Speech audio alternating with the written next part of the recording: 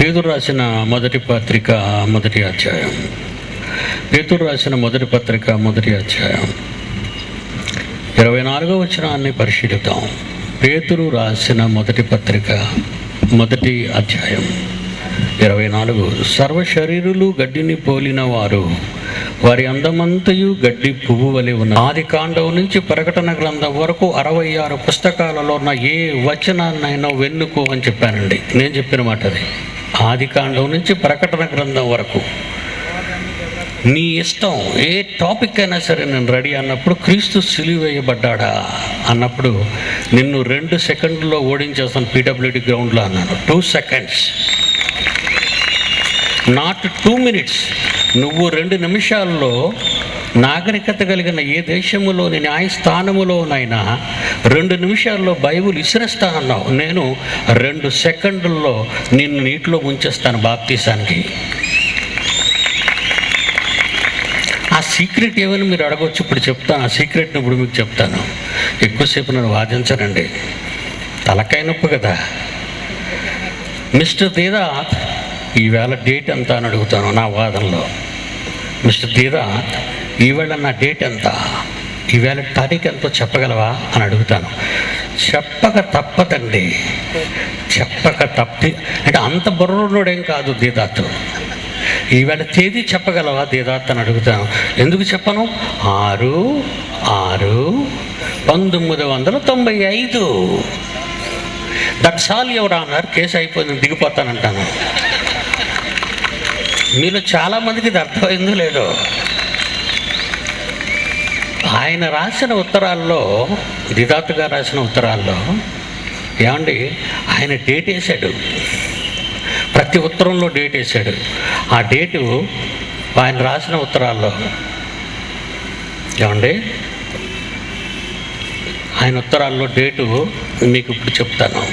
11 November 1994. అంటే మా పోటీకి ముందు మేము రాసుకున్న ఉత్తర ప్రత్యుత్తరాలండి. 16/5/1995, 24 ఆగస్టు 1994. ఈ డేట్ ఎందుకు వేసావు brother?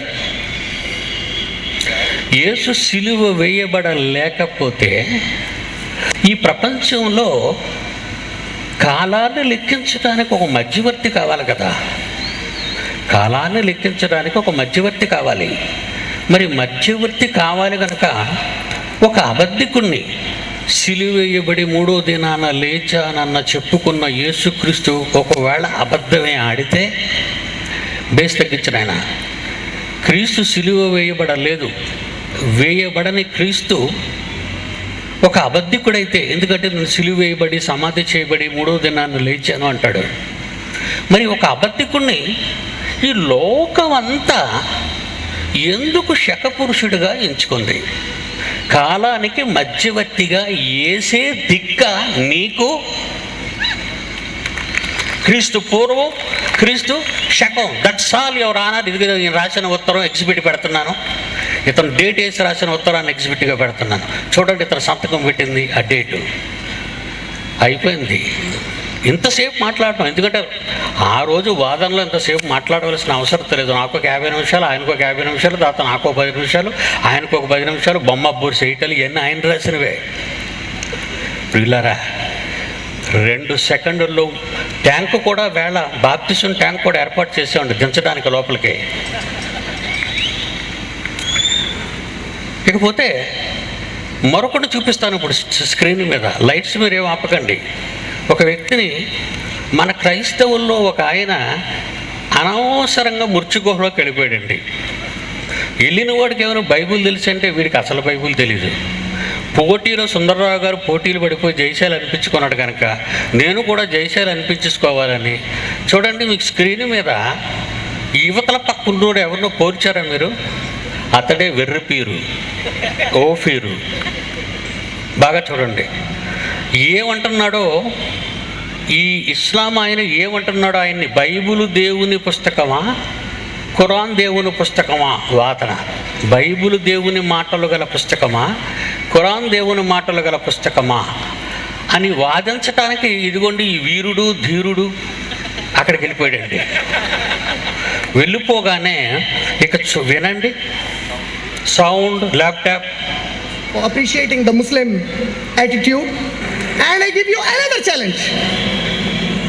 Show me from any Bible of the world the word Bible. The word Bible is not there in the Bible.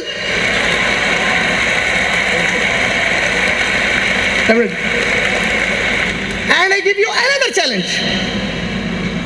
Show me from any Bible of the world the word Bible. The word Bible is not there in the Bible.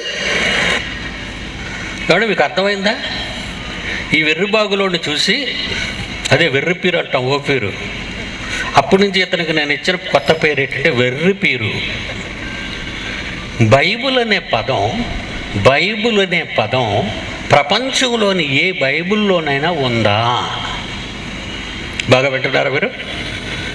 ఇతకి ఈయనేం చెప్పాడు? ఏం అనలేదండి. అలాగే వెర్రోడు ఎలా చూస్తాడు పిచ్చెక్కిపోయి, అలా చూసుకొని ఇప్పుడు చూడండి, ఈ వెర్రిబాగులోడు చెప్పలేని పరిస్థితి అవమానకరం అవడం వలన నెక్స్ట్ ఛాలెంజ్ ఎలాగిచ్చాడో చూడండి. ఇతను క్రైస్తవుల తరఫున వెళ్ళాడు. ఇతను ఎవరు నిలబెట్టారు? క్రైస్తవుల తరఫు బిరేమని పంపించారు విజయవాడ నుంచి. వీడే వెళ్ళిపోయాడు అక్కడికి. వినండి జాగ్రత్తగా.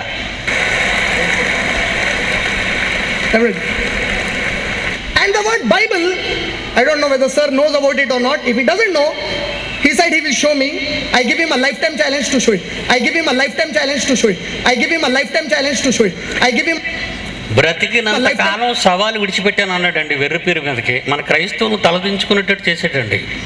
అప్పుడు ఆఖరికి ఖురాన్ అతని చేతికి ఇచ్చేస్తారు. చూడండి మీరు, నీకెందుకు బైబిల్ నీ మొహానికి, ఇదిగో ఖురాన్ తీసుకొని పాపం ఖురాన్ ఇస్తాడండి ఈ ఓఫీర్ అనేవాడికి. మరి సుందరరావు గారు మీరుంటే ఏం చేస్తారంటారా? నేను అంతవరకు వెళ్ళాను. ఎందుకంటే చిన్నపిల్ల పిచ్చికలటోడి మీద బ్రహ్మాస్త్రం ఎందుకు? మా యూనివర్సిటీలో ఒక డిప్లొమా స్టూడెంట్ని పంపించి 2 నిమిషాల్లో ఓడించేస్తానండి ఇతను కూడా. 2 minutes. ఎలా ఓడిస్తానో మీరు చాలా జాగ్రత్తగా వినాలి. ఎలా ఓడిస్తానో వాళ్ళు కూడా జాగ్రత్తగా నెట్టేసుకొని చూస్తున్నారు. మీరు జాగ్రత్తగా చూడండి, ఎలా ఓడిస్తానో చెప్తున్నాను. దీదాతను ఎలా ఓడించాను, వీళ్ళ గురువు. ఇప్పుడు ఇతను నేను ఎలా ఓడించగలను అనేది దయచేసి మీరు చూడాలి మీరు. ఏనైనా అసలు ఈ బైబిల్ అనే పదం గ్రీకు భాషలోని బిబ్లాస్ అనే పదం నుంచి వచ్చిందండి.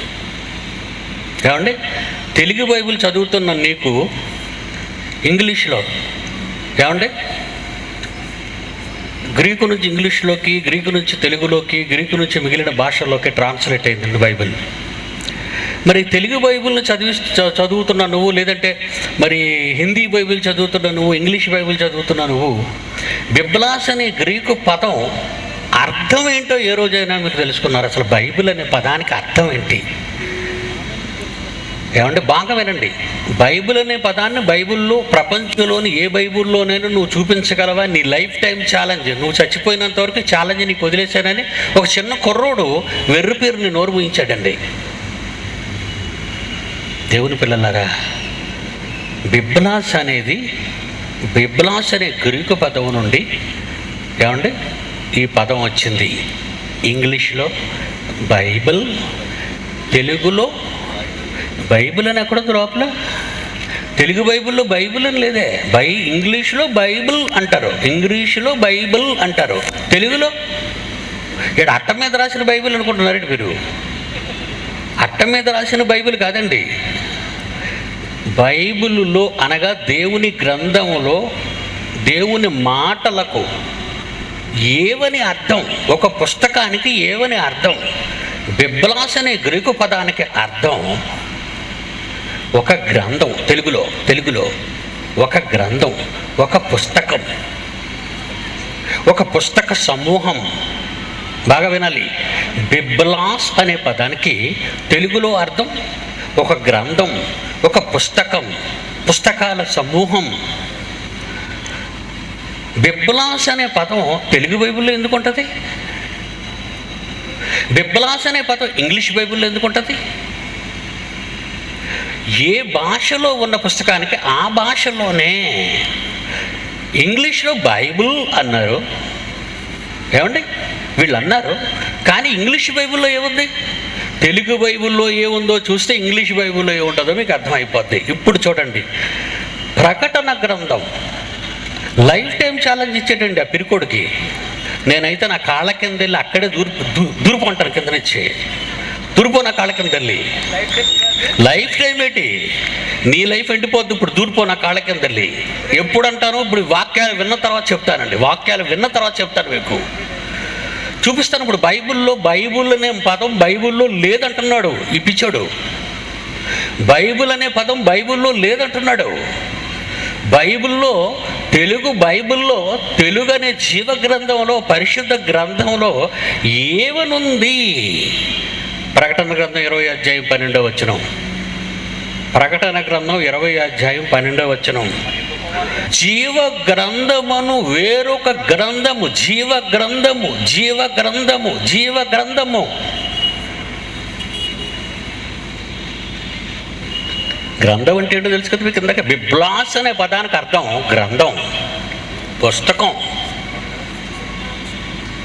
మీకు అర్థమైందండి? ఉందా ప్రకటన గ్రంథంలో? జీవ గ్రంథం అని ఉంటే ఎర్రిపేరు అలా బెక్క చచ్చిపోయి చూస్తున్నాడండి. వీడు చూడడం చూసి వాడికి పిచ్చెక్కిపోయింది బాగాన. లైఫ్ టైం ఛాలెంజ్ అన్నాడు. ఇంక వీడు ఎలాగా చెప్పలేని వెర్రోడీడు. వీళ్ళు ఇలాంటి అమాయకులతో పోటీ పడి మీసాలు తిప్పుతున్నారండి. మరి కత్తిరించేలా వద్దా? కట్ చేస్తాను. కట్ చేయటానికి రంగం సిద్ధం చేస్తున్నాడు పిడి సుందర్రావు. యుద్ధం చేసే ముందు వ్యూహరచన కావాలి. ఆ వ్యూహరచనలో ఎప్పుడు ఎక్కడ కుంభస్థలాన్ని కొట్టాలి, పగిలిపోతే దెబ్బతో ప్రపంచం అంతా ఫ్లాప్ అయిపోవాలి. బైబిల్ ముందు ప్రపంచం అంతా చేతులు జోడించి ఫ్లాప్ అవ్వాలి. బైబిల్ మీద తిరుగుబడిన వాడు. మనం ఎవరి గ్రంథాల గురించి మాట్లాడటం లేదండి. Okay, another word. ఇంకొక వచనం చూడండి, యెషయా ప్రవక్త రాసిన గ్రంథము 34వ అధ్యాయం 16వ వచనం చూడండి. ప్రవక్త అయిన యెషయా రాసిన గ్రంథం 34:16. యెహోవా గ్రంథము, యెహోవా గ్రంథము, బిబ్లాస్. బిబ్లాస్ అనేటటువంటి ఆ పదం ఎక్కడ ఎందుకు ఉంటుంది? ఆ భాష ఎందుకు ఉంటుంది? ఆ భాష పదం ఎందుకు ఉంటుంది ఇక్కడ? బైబుల్ అనే పదం ఎక్కడ ఎందుకు ఉంటుంది? పదం ఏ భాషలో ఏదున్నా దాని అర్థం పుస్తకం. తెలుగులో సూర్యుడు అంటాం, ఇంగ్లీష్లో SUN సన్ అంటాం, హిందీలో రవి అంటాం. రవెన్న మాట ఇంగ్లీష్లో చూపించంటే అసలు అడిగినోడికి బుర్ర ఉందా? అడిగినోడికి బుర్ర ఉందండి. అడిగినోడికి బుర్ర లేకపోగా వీడికి అసలే పిచ్చోడు, ఉన్న బుర్ర పోయింది వీడికి. శత్రువుని ఎలా కొట్టాలో వ్యూహరచన చేయాలి. ఈ మధ్యలో గెంతుతున్నారు బాగా. ఈ మధ్యలో వ్యూహరచన ప్రారంభమైంది వీళ్ళకి. ఎందుకంటే మామూలుగా ఇది విడిచిపెట్టకూడదండి, ప్రపంచంలో పేలిపోవాలి. వీళ్ళ తప్పుడు మాటలతో బైబిల్ చూస్తే భయపడి పారిపోవాలి వీళ్ళంతా.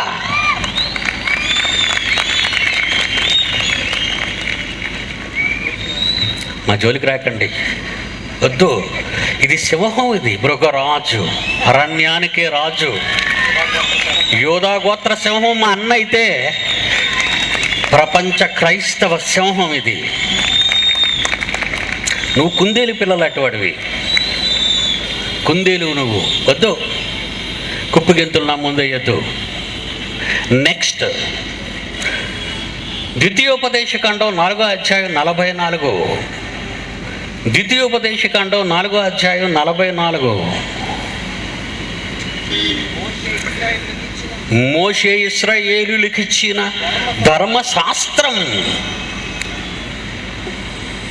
ధర్మశాస్త్రమన్నా, లేఖనములన్నా, ప్రవక్తల వచనములన్నా, జీవ గ్రంథమన్నా, పుస్తకమన్నా, ప్రవచన గ్రంథమన్నా ఒకటేనయ్యా. దాన్ని ఇంగ్లీష్లో బైబిల్ అంటారు, గ్రీకులో బిబ్లాస్ అంటారు. ఇంగ్లీష్లో ఉన్న పదం తెలుగు బైబిల్లో ఉండదు, తెలుగు బైబిల్లో ఉన్న పదం హిందీ బైబిల్లో ఉండదు, హిందీ బైబిల్లో ఉన్న పదం గ్రీకు భాషలో ఉండదు. అడిగిన వాడికి తలకాయ లేదు, పోటీకి పెద్ద బీరుడిలాగా వచ్చిన వాడికి మెదడు పోయింది. వీడికి మెదడు లేదు. తర్వాత మరొకటి చూద్దామండి. నెహెమ్యా గ్రంథం 8వ అధ్యాయం 9వ వచనం. నెహెమ్యా గ్రంథం 8వ అధ్యాయం 9వ వచనం. నెహెమ్యా గ్రంథం 8వ అధ్యాయం 9వ వచనం. నెహెమ్యా గ్రంథం 8వ అధ్యాయం 9. ఇందాక చదవండి. వారు దేవుని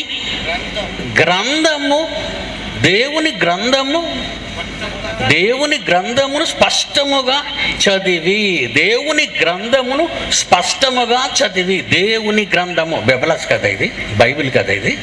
దీని అర్థం ఇంగ్లీష్లో బైబిలు, గ్రీకులో బెబలస్. ఒక భాషలో ఉన్న పదాన్ని మరో భాషలో అడుగుతున్నావు ఎట్రా పిచ్చోడా? బైబిల్ అనే పదం బైబిల్లో చూపించంటే అసలు ప్రశ్నేనండి అది. కాకి నల్లగా ఉందని నువ్వు నాకు చూపించటే, కాకి నల్లగానే ఉందరా, నీకు చూపించడం మరలా పోరా బయటికి, చెట్టు దగ్గరికి వెళ్ళి చూడు.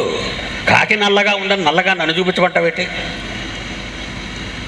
ఇంగ్లీషులో బైబుల్ అయితే, గ్రీకులో బిబ్లాస్ అయితే, తెలుగులో గ్రంథం, పరిశుద్ధ గ్రంథం, ధర్మశాస్త్రం, లేఖనముల సంపుటి, ప్రవక్తల గ్రంథం,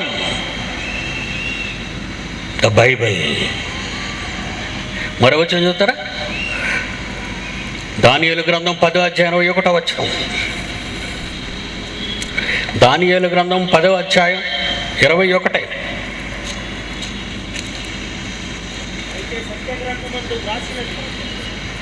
అయితే సత్య గ్రంథమందు రాసినది. గ్రంథం అంటే ఇంగ్లీష్లో బైబిల్, గ్రీకులో బిబ్లాస్. సత్య గ్రంథం, నిజమైన గ్రంథం, నిజమైన దేవుని గ్రంథం. ఏమంటున్నాడు ఒకసారి చూడండి, పిచ్చోండి. ఇప్పుడు ఏమంటిగాడు మళ్ళీ చూడండి, ఎర్రోడిని. From any Bible of the world, the word Bible. The word Bible is not there in the Bible. చూసారా అక్కడ ఎలా కమ్మగట్టాడు, అందరూ చప్పట్లు కొట్టుతున్నాడు. And the word Bible, I don't know whether sir knows about it or not. If he doesn't know, he said he will show me. I give him a lifetime challenge to show it. I give him a lifetime challenge to show it. I give him a lifetime challenge to show it. I give him a lifetime challenge to show it. బైబిల్లో ఉన్న పదం బైబిల్లో చూపించమని, Bible అన్న పదం బైబిల్లో చూపించమని life time challenge ఇస్తే ఈ వెర్రోడు అలా సైలెంట్గా ఉండిపోయాడు. ఎలా చూస్తున్నాడు చూడు బాబు, ఒకసారి చూపించి ప్రేక్షకులకి. ఎర్రి చూపులు చూస్తున్నాడండి. అదిగో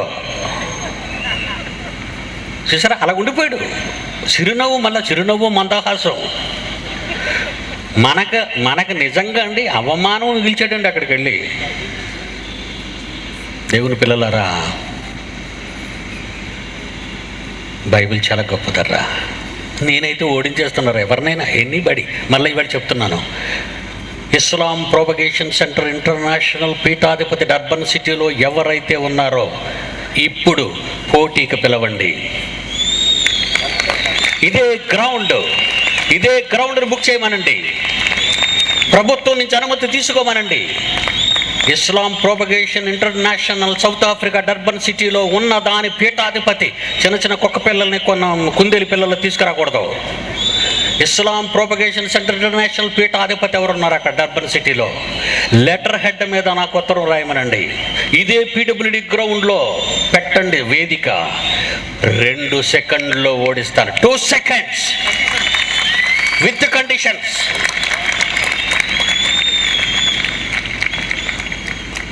బైబిల్ చాలా గొప్పదర్రా, చాలా గొప్పది. ఎవరు రోడ్డు మీద తిరిగేవాడు సంతకాలు పెట్టి తప్పుడు ఉత్తరాలు రాయకండి. ఒకరు జకీర్ నాయక్ని పెట్టుకుంటారా? జకీర్ నాయక్ లెటర్ హెడ్ మీద స్వహస్తాలతో సంతకం చేసిన ఉత్తరాన్ని ఎక్కడ పెడితే అక్కడ చిత్తు కాగితంలో ఇవ్వకండి. రిజిస్టర్ పోస్ట్లో పంపండి. ఎందుకంటే తర్వాత ఏం చేయాలో వ్యూహ రచన చేస్తాం మేము. మీకు అర్థమైందో లేదో, మీకు అర్థం అవుతుంది, అంత తొందరగా మీకు అర్థం అవుతుంది. చెప్పకూడదు ఆ రహస్యాన్ని. చేస్తాను, చేసి చూపిస్తాను. దేవుని పిల్లలారా, బైబిల్ గురించి విరోచితముగా ప్రజల మధ్య నిలబడి ఇంత సాహసోపేతమైన కార్యక్రమం చేస్తున్నామంటే బైబిల్ ఎంత గొప్పదో ఆలోచించండారా. ఎంత గొప్పదో నిరూపించటానికి కొన్ని మాటలు చూపిస్తాను చూడండి బైబిల్లో నుంచి మీకు. బైబిల్లోంచి కొన్ని మాటలు చూపిస్తాను, దయచేసి అందరూ చూడండి. ఈరోజు ప్రపంచం ఏ పుస్తకాన్ని చూసినా మత గ్రంథం అంటున్నారు. ఏమండి, మత గ్రంథం అనేటటువంటి వాళ్ళకి ఇది నిజంగా దైవ గ్రంథం అని నిరూపించడానికి 1648 క్రీస్తు శకం. ఏమండి, సైంటిఫికల్ ఎర్రర్స్ అంటున్నారు. సైన్స్ని మట్టుకొని వచ్చేస్తుంటే సైంటిఫిక్ ఎర్రర్స్ అంటున్నారు. సైన్స్ని మట్టుకొస్తున్నామండి. మట్టుకు రావడం అంటే ఓడించుకొచ్చేస్తున్నాం. మా కాళ్ళ కింద పడి నలిగిపోతున్నారు శాస్త్రవేత్తలు. ఈలేటి లప్పంటప్పంగళ్ళు వీళ్ళంతా. శాస్త్రవేత్తలకి దిక్కులేదు. స్టీఫెన్ హాకిన్స్ గురించి మీరు చెప్పాను మొన్న. నన్ను లండన్ రమ్మంటావా, నువ్వు ఇండియా వస్తావా? అసలు ఎవరైనా అలాగంటారండి? లండన్ రమ్మంటావా, వస్తాను. లేకపోతే నువ్వు ఇండియా వస్తావా, నీకు చక్రాలు కుర్చీ పెడతావు ఎయిర్పోర్ట్ నుంచి. వచ్చాయి రా, కమాన్. 1648లో సర్ ఐజక్ న్యూటన్. మీరు విన్నారు. ఐజక్ అంటే ఇస్సాకు అంటే అబ్రహాం కొడుకు, క్రైస్తవుడండి. ఈ ఐజక్ న్యూటన్ అనేవాడిని శాస్త్రవేత్త అని ప్రపంచం గుర్తించింది వాడి థీరీని బట్టి. ఏమంటే వీడి థీరీలో 1648లో వీడి థీరీలో భూమి శూన్యములో వేలాడుతున్నదని చెప్పాడు. గుండ్రంగా ఉండడం అది ఇంకొకటి చెప్పాడు. మనం చెప్పేశారు మీకు. భూమి శూన్యములో వేలాడుతుంది. దానికి ఏ విధమైన పునాదులు లేవు, తాళ్ళు లేవు, స్తంభాలు లేవు, చైన్లు, గొలుసులు లేవు. ఎప్పుడు చెప్పాడండి ఇది? 1648. దేవుడు నిజమైన దైవ గ్రంథంలో యోబు పుస్తకం, యోబు గ్రంథం 26వ అధ్యాయం 7వ వచనం అందరూ తీయాలి. సైంటిఫిక్ ఎర్రర్స్ ఉన్నాయనేవాడు వాడు చెప్పు తీసుకుని వాడే పట పట పట పట మనం కొట్టుకోవాలి. ఇది విన్న తర్వాత సైంటిఫిక్ ఎర్రర్స్ ఉన్నాయనేవాడు ఎవడైనా సరే, ఎనీ బడీ. న్యూటన్ ఎప్పుడు చెప్పాడు? 1648 క్రీస్తు శకం 1648లో చెప్పాడు భూమి శూన్యంలో వేలాడుతుందని. బైబిల్ ఎప్పుడు చెప్పిందో చూడండి. యోబు గ్రంథం 26వ అధ్యాయం 7వ వచనం, శూన్యము పైన భూమిని వేలాడదీశాను. సైంటిఫిక్ ఎర్రర్ అనేవాడు చెప్పుతో టప టప టప టప కొట్టాలండి. బైబిల్ ఎప్పుడుందండి? ఎందుకురా బైబిల్ మీద పడతావు? నీ గ్రంథం గురించి నీ గొప్పతనాలు చెప్పుకోరా. నీ గ్రంథం జోలికి మేము రాలేదు కదరా. నీ గ్రంథం దగ్గరికి మేము రాలేదు కదా. మీ గ్రంథాన్ని మేమేం అనలేదే. నువ్వెందుకురా బైబిల్ దగ్గరికి వచ్చి చెప్పు దెబ్బలు తిట్టావు? ఇంతవరకు పీడి సుందర్రావు అనేవాడు ఎవడో తగలలేదు కనుక నువ్వు నోరు పారేసుకుంటున్నావు. ఎంతకాలం ముందు చెప్పింది బైబిల్? సర్ ఐజక్ న్యూటన్ కంటే బైబిల్ ఎంతకాలం ముందుగా చెప్పిందంటే సుమారు 3000 సంవత్సరాలు. సర్ ఐజక్ న్యూటన్కి ఎంతకాలం ముందు చెప్పాడు బైబిల్? సర్ ఐజక్ న్యూటన్ కంటే ఎంతకాలం ముందు చెప్పారు? 1800 సంవత్సరాలు సుమారు. ఎప్పుడు చెప్పింది? బైబిల్ ముందు చెప్పిందా? సర్ ఐజక్ న్యూటన్ ముందు చెప్పాడా? క్రీస్తు పూర్వం 1800లో, సుమారు 1800లో బైబిల్లో భూమి శూన్యములో వేలాడుతుందని బైబిల్ చెప్తే సర్ ఐజక్ న్యూటన్ అనేవాడు ఒక క్రైస్తవ కుటుంబంలో పుట్టి దీన్ని కాపీ చేసేసి దీన్ని కాపీ కొట్టేటట్టు వాడు. సర్ ఐజక్ న్యూటన్ బైబిల్ని కాపీ కొట్టాడు. అందుకే అన్నాను, బైబిల్ను దొంగిలించిన మిలేనియం మహనీయులు మాట్లాడారు మా టీవీలో. బైబిల్ ఒక క్రైస్తవుడు కనుక వాడు బైబిల్ చదివేసి భూమి వేలబడుతుందని చదివేసి ఈడేదో బైబిల్ చెప్పకుండా భూమి వేలాడుతుందో శూన్యంలో రాసేస్తే వాడిదే సిద్ధాంతం అని ప్రపంచం నమ్మింది, కానీ బైబిల్కి మాత్రం పట్టించుకోలేదండి. ఈ సర్ ఐజక్ న్యూటన్ అనేవాడు క్రైస్తవుడే. అయ్యా నేను బైబిల్లో చదివానయ్యా, నువ్వు ఒక్క మాట ఆ రోజు చెప్పు ఉంటే బైబిల్ ఎంత గొప్పదో ప్రపంచానికి అర్థమయ్యేదర్రా. అవునా కదా? ఐజక్ న్యూటన్ చచ్చిపోయాడండి. నా కాలంలో ఉంటే నీకేం బుర్రలేదురా, ఒక వెర్రి పీరుగడ్లా మారిపోయావని నేను అడుగుతానండి. బైబిల్లోని కాపీ కొట్టేసి ఇది నీ సిద్ధాంతమా? సర్ ఐజక్ న్యూటన్స్ లా, నీలా ఇది. దొంగరా నువ్వు, దొంగవరా నువ్వు, దొంగవే. మహాజ్ఞాన గ్రంథాన్ని కాపీ చేసి 1648లో నీ సిద్ధాంతం అని సర్ ఐజక్ న్యూటన్స్ థియరీ అని న్యూటన్స్ లా అని నీ పేరు పెట్టుకున్నావురా. That is not yours law, that is Jesus law, that is Bible's law, that is Bible's law. ఎంత పని చేసావురా. వీధిని దొరికే పిచ్చి కుక్కలన్నీ అందుకే అరుస్తున్నాయిరా బైబిల్ తప్పుడు పుస్తకం అని. ఎంత తప్పు చేశావు. మరోడు చూడండి 1540లో నికోలస్ కోపర్నికస్. ఈ పేరు వినే ఉంటారు మీరు, శాస్త్రవేత్తల పేర్లు. ఏమండి, అందుకే బైబిల్ ముందు చేతులు జోడించిన సైన్స్ అని అన్నప్పుడు, ఈ శాస్త్రవేత్తలను ఎడంకాల కింద తొక్కుతానన్నప్పుడు ఎవడు ఎందుకు రావట్లేదంటే ఉతికేస్తాడరా బాబాడి దగ్గరికి వెళ్తే అని తెలిసి వాళ్ళకి. వాడు రాసిన పుస్తకాన్ని చదివిన స్టూడెంట్ ఏడు, నా దేవుడు రాసిన పుస్తకాన్ని చదివిన మాస్టర్ని నేను. ఒక శాస్త్రవేత్త రాసిన థియరీని నేర్చుకుని పరీక్షలో పాస్ అయిన విద్యార్థివు నువ్వు. నా దేవుడు రాసిన 100% రైట్ పుస్తకాన్ని చదివిన వాడని నేను. అందుకే దేవుడు బైబిల్లో ఒక మాట రాయించాడండి. ఇదట మన ఘనత కొరకు పెట్టాడట. లోకంలో ఈ అధికారికి ఈ జ్ఞానాన్ని అర్థం కాకుండా చేసేసాడట. కొరింథీయులకు రాసిన మొదటి పత్రిక 2వ అధ్యాయం 6వ వచనం.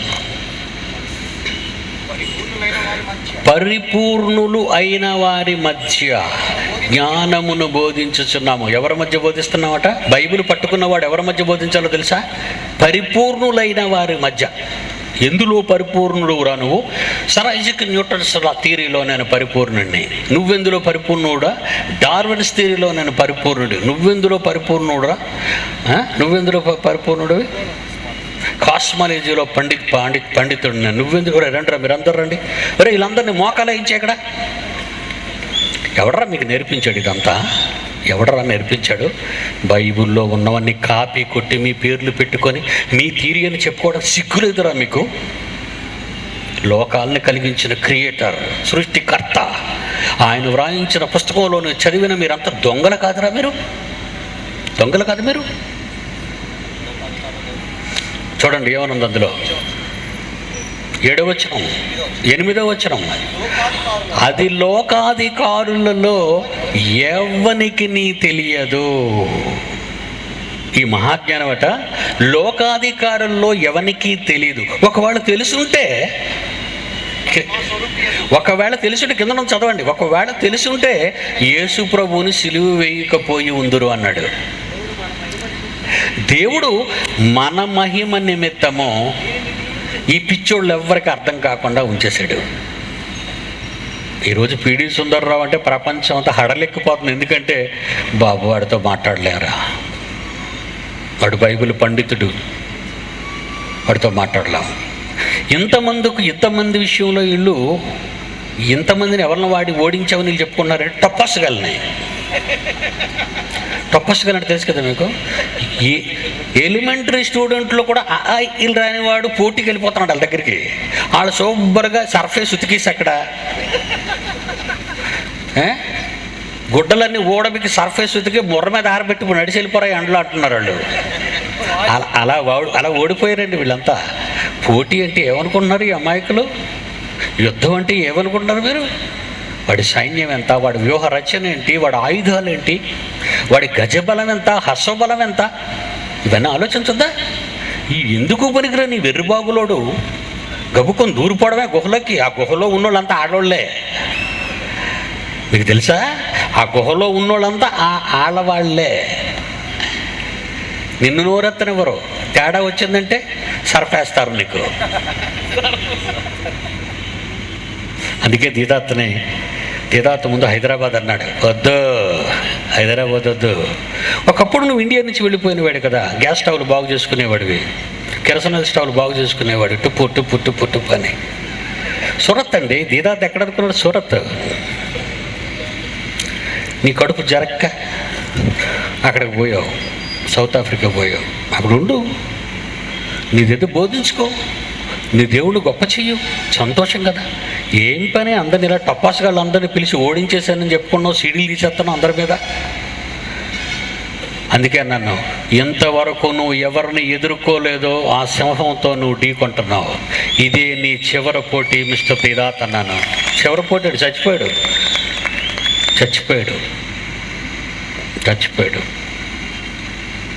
దేవుని పిల్లలారా, కొపర్నికస్ వీడు ఒక శాస్త్రవేత్త. 1543లో వీడు ఏమన్నాడంటే నికోలస్ కొపర్నికస్. నికోలస్ అంటే ఎవరు? నికోలస్ ఎవరు? బైబిల్ పేరండి అది. 7 ఎన్నుకుంటారు కదా అపోస్తల కార్యం 6వ అధ్యాయంలో. స్టెఫను, ప్రొకోరు, మీకానోరు, పర్మెనాసు, నికోలాసు, యూదుల మత ప్రవిష్టుడును అంత్యోకయ వాడునగు నికోలాస్. బైబిల్ అండి. ఈ దరిద్రులు అందరండి బైబిల్ బాగా చదివేశారండి, నమ్మగా దాచారండి దాన్ని. అప్పుడు బైబిల్ ఎవరి దగ్గర ఉండేది కదండి. పెద్ద చర్మపు కాగితాల మీద పెద్ద బండిల్స్ ఉండేవి. ఎవరిది చదువుతాడు? శుభ్రంగా ఉన్న అరిచెయ్యంత పుస్తకం ఇస్తేనే మనం చదవడానికి అంత సోమర్తనం. ఈరోజు అరిచెయ్యంత పుస్తకాలు చేశారండి బైబిల్ని. అది పోనేమో చదువుతావు మనం? అరిచెయ్యంత పుస్తకంగా ఉన్నప్పుడు ఇప్పుడే చదవలేని మనం చర్మపు కాగితాలు లారీల మీద రప్పించుకొని బాబో యెషయా గ్రంథం ఇయ్యంటే ఒక లారీ లోడు దించాలి అక్కడ. చర్మపు చుట్టలో లారీ లోడు దిగుతుంది అక్కడ. 1వ అధ్యాయం, 2వ అధ్యాయం, 3వ అధ్యాయం, 4వ అధ్యాయం. అంత చదివిన బాపతలు ఎవరన్నారండి ఆ రోజుల్లో?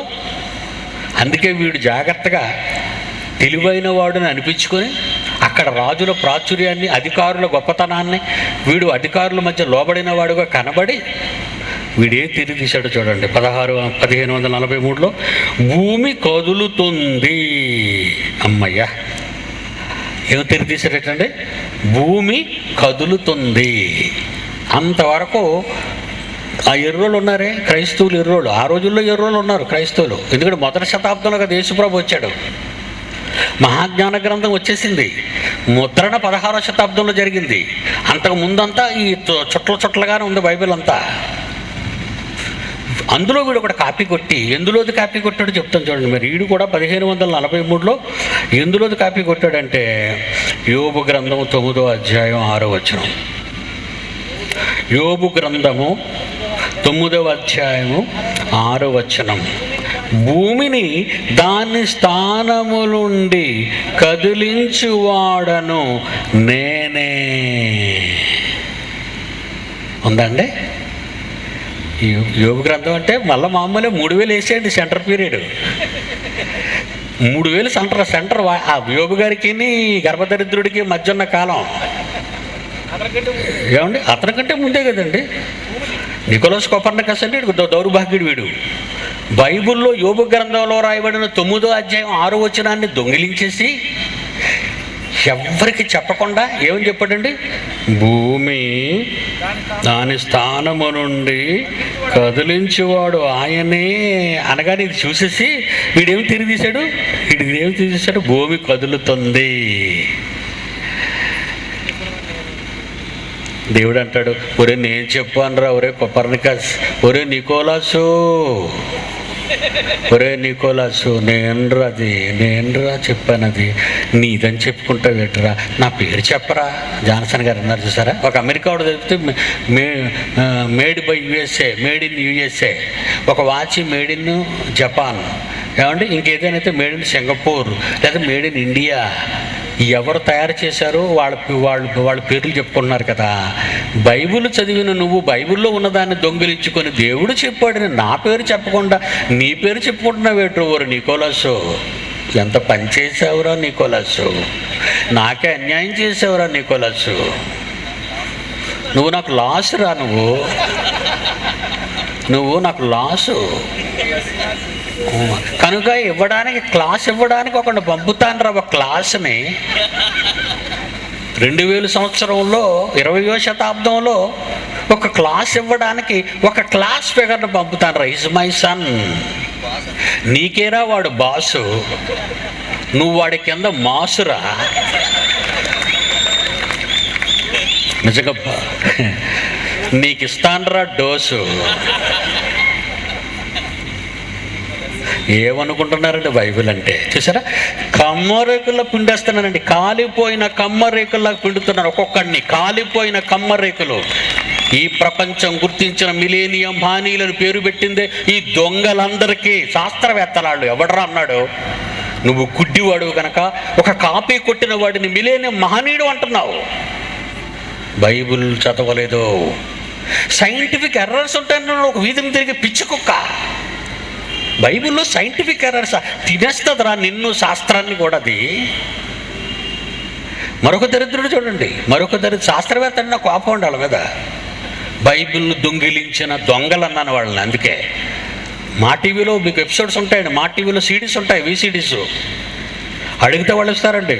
1610 అండి. ఈ అయ్యగారి పేరు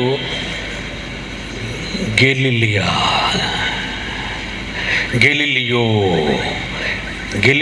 గెలీలా. వీడేమన్నాడు చెప్పమంటారా? ఈడొక గొరిల్లా. ఏమండి, ఇంత మాట అంటున్నానంటే శాస్త్రవేత్తలకు రోషం ఉన్న మగాడు. కమాన్, ఈ గ్రౌండ్లో శాస్త్రాన్ని నమ్ముకున్నవాడు ఎవడో పైకి రండి. Come on, welcome to the dais. Galileo చెప్పింది రైట్, మా గెలీలియో ముందు చెప్పాడన్నవాడు రండి పైకి. మా గెలీలియో ముందు చెప్పాడు రా. ముందు చెప్పాడో వెనక చెప్పాడో ఇక్కడ చెప్తాను నీకు. అందులో విద్యా సంస్థలు ఉన్న విజయవాడిది. గెలీలియో చెప్పలేదు. చూద్దాం ఏం చెప్పాడు. 1610 టెలిస్కోపును కనుగొన్న తర్వాత చంద్రునికి స్వయం ప్రకాశ శక్తి లేదు. ఇది నువ్వు మాకు చెప్పాలేటి గాడిది గుడ్డు. నేనేమంటాను తెలుసండి, ఈ కాలంలో ఎవడైనా ఒక శాస్త్రాన్ని సిద్ధాంతాన్ని ప్రతిపాదిస్తే నేనేమంటాను, ఊరే అని పిలవండి ఇలాగంటాను. ఎరా ఇది మాకు తెలీదా, నువ్వు చెప్పాలా మాకు. ఏమన్నాడండి గెలీలియో ఏమన్నాడు? చంద్రుడి కథ స్వయం ప్రకాశం లేదట. అది నీకే తెలిసిందా? నీకంటే ముందు బైబిల్ చెప్పిందిరా గెలీలియో. నీ గొరిల్లా గుణాన్నే చూపించావు తప్ప అడవి మృగానివిరా నువ్వు. నువ్వు బైబిల్లో ఎప్పుడు చెప్పిందో చూడు. బైబిల్లో ఎప్పుడు దేవుడు రాయించారో చూడు. యెషయా గ్రంథం 13వ అధ్యాయం 10వ వచనం. యెషయా గ్రంథము 13వ అధ్యాయం 10వ వచనం. చంద్రుడు ప్రకాశింపడు. సూర్యుడి నుండి ఎరువు తెచ్చుకొని ఫోకస్ కొడతాడు. చంద్రుడు స్వయం ప్రకాశి కాడు. ఏంటంటే బాబు, కళ్ళకు అద్దుకోవాలండి. మనం కళ్ళకు అద్దుకోవాలండి. వాట్ ఏ వండర్ఫుల్ బైబిల్ అండి. ఏమండి, మీ పిల్లలకు పుట్టినప్పటి నుంచి నేర్పించండి రా. మీకు నమస్కారం పెడతాను. ఇప్పటికైనా ఈ దరిద్ర పుస్తకాల నుంచి తప్పించండి మీ పిల్లలు. 430 సంవత్సరాలు ఈజిప్ట్ బానిసరకంలో ఉన్న ఇశ్రాయేలీలులా మీ పిల్లల్ని చదువుల తల్లి కింద బానిసలుగా చేశారు. పంపించండి నా దగ్గరికి, ప్లీజ్ పంపించండి నా దగ్గరికి. మహాజ్ఞానం ఏంటో నేర్పిస్తాను వాళ్ళకి. సకల శాస్త్రాలను ఎలా జయించాలో మీ పిల్లల్ని మహాపండితులుగా మారుస్తానరా. నేను మాటిస్తున్నాను. ఎంత మంచి జ్ఞానవరా. మీరు నమ్ముకున్న పుస్తకం ఎంత గొప్పది. అందుకే మన కోసం దేవుడు బైబిల్లో రాయించాడు. చక్రవర్తులను అతని కాళ్ళ కింద పడేస్తాను, అతని చేలి కింద పడేస్తాను, అతని చేతికి అప్పగిస్తానంటున్నాడు వాగ్దానాల్లో. ఏమండి, చక్రవర్తులు కూడా ఎక్కడ చెప్తానన్నాడు? నీ కాళ్ళ కింద పడేస్తాను నాయన, నీ చేతిలో పొట్టులా లేచిపోతారు నాయన అంటున్నాడు. 149 కీర్తన 7-8 వచనాలు. 149 కీర్తన 8-9. 149వ కీర్తన 8వ వచనం. గొలుసులతో వారి రాజులను, ఇనుప సంకెళ్లతో వారి గనులను బంధించుటకు విధింపబడిన తీర్పు వారి మీద జరిగించటానికి వారి చేతిలో 2 అంచులు గల క్వేర ఖడ్గాన్ని ఇస్తాను. ఆయన భక్తులందరికీ ఘనత ఇదే. వండర్ఫుల్ అండి. మీ పిల్లలు ఇవ్వండి ప్లీజ్, అడుక్కుంటున్నానండి మీ పిల్లల్ని పంపండి. జనవరి 1 నుంచి ఆరంభమవుతున్న రెసిడెన్షియల్ యూనివర్సిటీ ఇంటర్నేషనల్ పేరు పెట్టాం. ప్రపంచంలో ఈ విద్యాలయాలలో బోధించిన మహాజ్ఞానాన్ని మీ పిల్లలకు 5 సంవత్సరాల్లో పండితులుగా మార్చి మీకు పంపిస్తాను. విజయవాడ అయితే విజయవాడ, కర్నూలు అయితే కర్నూలు, ఏ దేశం నుంచి వచ్చినా ఆ దేశానికి పంపుతాను ఈ జ్ఞానంతో నింపి మీ పిల్లల్ని. ఇప్పటికైనా మీ కళ్ళు తెరవండి. ఈ లోక జ్ఞానం అనే వెర్రిని నమ్మకండి. ఈ మనుషులు రాసిన పుస్తకాలు కేవలం 60 సంవత్సరాల జీవిత బ్రతుకు కోసం ఆలోచిస్తున్నారు వాళ్ళు. దేవుడు ఊరుకోడు. నీకు గర్భఫలం ఇచ్చాను, బహుమానం ఇచ్చానని చెప్పిన దేవుడు ఊరుకోడు నువ్వు ఇవ్వకపోతే. గర్భఫలము యెహోవా అనుగ్రహించు, స్వాస్యం అది ఆయన స్వాస్యం. అది ఆయన హక్కు నీకు ఇచ్చాడు పెంచమని ఆయన జ్ఞానంలో. కానీ నువ్వు పెరుగుతున్నావా? నో. గుమ్మముల్లో వారి విరోధులతో వాదించుదురు. 127 కీర్తనలు ఆ చివరి వచ్చిన చదవండి. గర్భఫలం కూడా చెబుతూ మీకు ఇచ్చిన పుత్రులు లేదా పుత్రికలు వాళ్ళ గర్భఫలాలను చెబుతూ కింద ఏమంటున్నాడు చూడండి. 5వ వచనంలో, అట్టివారు సిగ్గుపడక గుమ్మములలో, అంటే ఓపెన్ గ్రౌండ్స్లో, గుమ్మము ఇంట్లో కాదు 4 గోడల మధ్య, గుమ్మములలో తమ విరోధులతో వాదించుదురు. వాళ్ళ విరోధులు ఎవరు? నా విరోధులే, నా పిల్లల విరోధులు. నా తండ్రిని కాదన్న వారు ఈ పిడి సుందరరావుకు విరోధులు. నా క్రీస్తును కాదన్న వారికి ఈ పిడి సుందరరావు సింహ స్వప్నం. బైబిల్ తప్పని నోరు పారేసుకున్న వాళ్ళందరికీ పిడి సుందరరావు నోరు మూయించేస్తాడు.